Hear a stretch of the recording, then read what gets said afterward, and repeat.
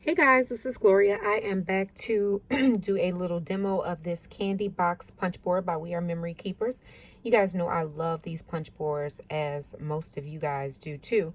And so this was another one of the punch boards that I picked up, and I hadn't had a chance to actually play with it. So I was just playing with it tonight, and I wanted to share just a little demo, just a little maybe a review for some of you guys that have already played with it. But this is the punch board. It is a purple and dark gray punch board. It comes with the instructions, of course, and it also comes with a pretty purple bone folder.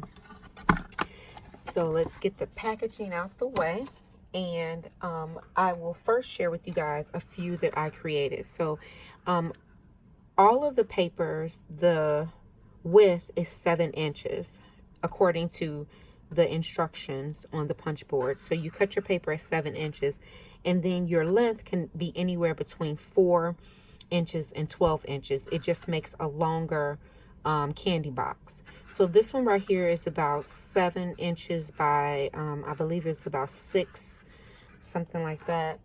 And then this one that I actually did embellish, this one is 7 by 5.5, I believe. And then this one is the smallest one, and it's so cute. This one is 7 by 4 inches. So this is the one that we're going to make today. And so all you have to do is just cut your paper down. And again, you're going to cut 7 inches is always going to be your length according to the directions. And I say that because some of you guys are just geniuses, and you can come up with all kind of different things to do with the punch board and different ways to make it bigger. So this one is 7 inches wide, and this is, I believe, let's double check the the length of this one. I think it's 4.5, I think, or 5 inches, but it really doesn't matter. You can cut it whatever you want it to be. So the first part of, they do list the directions right here on the punch board, which is awesome.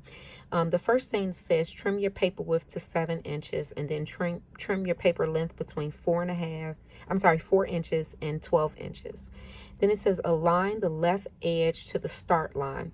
So this is the direction that your paper is going to go in, this way, and this is the 7-inch part right here. So what you're going to do, there is a purple start line that goes right down the middle of the board right here. And so all you're going to do is just line up your paper with that start line, and then you're going to punch. Okay, and when you punch, it's going to punch out a little triangle part. The next thing that you're going to do is you're going to move that over. There's 2 triangles right here on the board. You're going to move your paper, and you're going to butt the paper right up against that part of the triangle, and then you're going to punch again. Okay, now when you punch, you're going to get a diamond shape like this. You're going to put that diamond shape right over both of the triangles right here, and you're going to take your bone folder, and you're going to start at the top and bring it all the way down to the bottom, and that's going to make your first scored line. You're going to punch again, and again you get a diamond. You're going to place that diamond right on top of where the 2 triangles are, and you're going to score down, and you're going to punch. So you're going to do that about 3 times until you get all of your sides done. And then that last one, you're also going to put it on there, and you're going to score it down. Okay, and so that's pretty much how your paper is going to look. You're going to have 4 sides, 1, 2, 3, 4, and then you're going to have this little part right here, which is going to be pretty much your tab side. And then the directions say that you're going to flip the paper and repeat steps 3 through 6. Okay, so you're going to flip the paper around, and you're going to put your paper back at the start. And as you can see, I flipped it on the back side, and it's going to pretty much mirror the same thing that you have down here. So you see I have this little triangle, same as the one down here, so you know that you're doing it right. You're going to butt that triangle right up against that first triangle, and you're going to punch. And you don't have to worry about scoring because you scored the first time. So then you're going to put that right there on the 2 triangles right here, and you're going to punch. So you're going to keep on doing that until you get back to the end of your paper. You want to keep it as straight as possible so that your candy box will be straight. And so then that is what you need to do. So then the next thing is, there are, you know how you always pretty much have like a punch on the back of your scoreboard? Well, there's a punch on the back of here that makes this really pretty decorative edge, and it looks like that.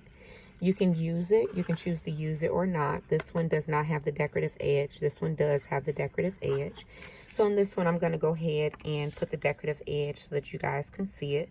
So there's triangles in the back of this punch board, and I'll bring it up so that you guys can see it better, if you can see those triangles.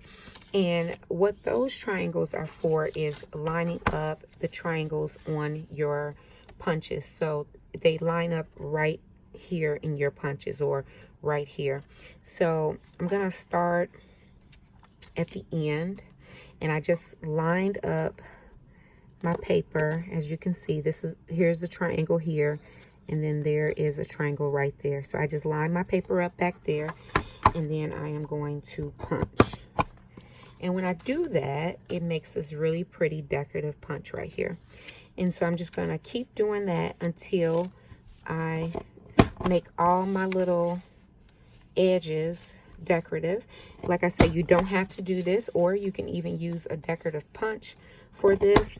It just has to be a punch that is not very deep in width when you go to punch it out, because you want to be able to keep your little tail end pieces intact.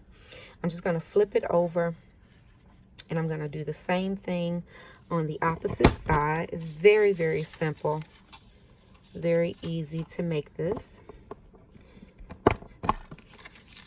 And by the way, this paper that I'm using is some printable paper from AC Digitals, and it's by Crick Paper. It's called Snow and Cocoa. You guys know I love my Snow and Cocoa paper, so I just printed out some on some, I think this is 60-pound cardstock. And so that is pretty much it. You're pretty much done with your punch board. So you can go ahead and put that over to the side, and make sure that you put your bone folder back in so that you don't lose that. And so this is what you're left with. Now, if you have a bigger box that's similar to this one, or even this size right here, if you have a smaller die, maybe a heart-shaped die for Valentine's Day, you can layer that die right inside of your little candy box before you put it together, and you can actually cut out an image. You can cut a circle out of it. You can do whatever you want. So that is a fun thing to be able to change up your candy box.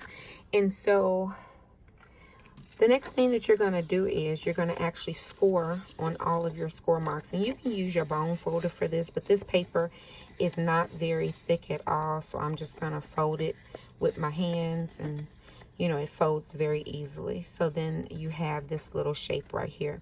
So then the only other thing that you're going to do is you're going to go ahead and just tape this tab area, which is the one that's kind of like an incomplete side. You're just going to tape that underneath this side right here. But before you do that, what I would suggest is you take your candy box and you fold it down as though you were going to tape it, and then you kind of just bend it back and forth on the edge right here, because this is where you're going to put your ribbon, and it just makes it a little bit easier to put your ribbon around it if it's already scored on those particular areas. So again, you're going to take some tape, and I don't know if this is very strong tape, but we're going to try it. Ooh, this one don't even seem to want to roll out. But you're going to put it on, and you want to make it, you want to use really strong tape on these because, you know, it's kind of bending on that seam. So you want to make sure that your box stays the way it needs to stay. And then you're just going to fold this down right on top of that little tab area, and then you have your little box. And so all you're going to do now is just kind of pinch the edges together, and you're going to use some twine. And I have this twine from Joann that came in the little gift tag kit. And I will tell you guys, I love this twine because as you can see, when you cut it at the edges, it doesn't just unravel all the way like other twine may do. So if you got a chance to pick up some of those